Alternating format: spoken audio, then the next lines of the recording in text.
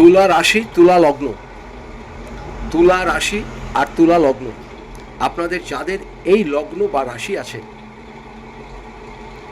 বর্তমান সময়ে আপনারা যতটা সম্ভব পারবেন মাথা গরম করবেন না, মাথা গরম একদম করবেন না।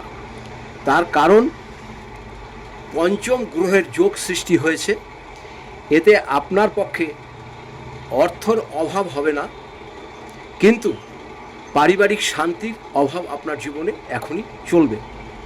যতটা পারবেন ধীর স্থিরভাবে চলবেন, কথা যতটা পারবেন কম বলবেন, মাথা আপনার গরম হবে,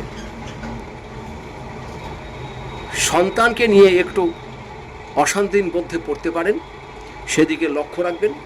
আর আপনি যতটা সম্ভব ধীর স্থিরভাবে চলবেন, গাড়ি ঘোড়া ঠিক মতন চালাবেন।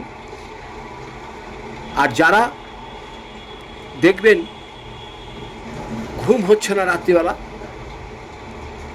আপনারা শুধু হাত পা ভালো করে ধুয়ে ঘুমানোর চেষ্টা করবেন। আর মহারাজ শনিকে আপনারা সবসময় মানুন। আপনাদের ভাগ্যে বিরাট অর্থপ্রাপ্তির যোগ সৃষ্টি হয়েছে। এত অর্থ আসবে আপনার জীবনে যেটা আপনি কল্পনাও করতে পারবেন না। কিন্তু সন্তানকে নিয়ে যতটা হয় সতর্ক থাকবেন, আর নিজের শরীরের উপরে লক্ষ্য রাখবেন। আপনার শরীর কিন্তু 1 মাস পরে ভীষণভাবে খারাপ হবে।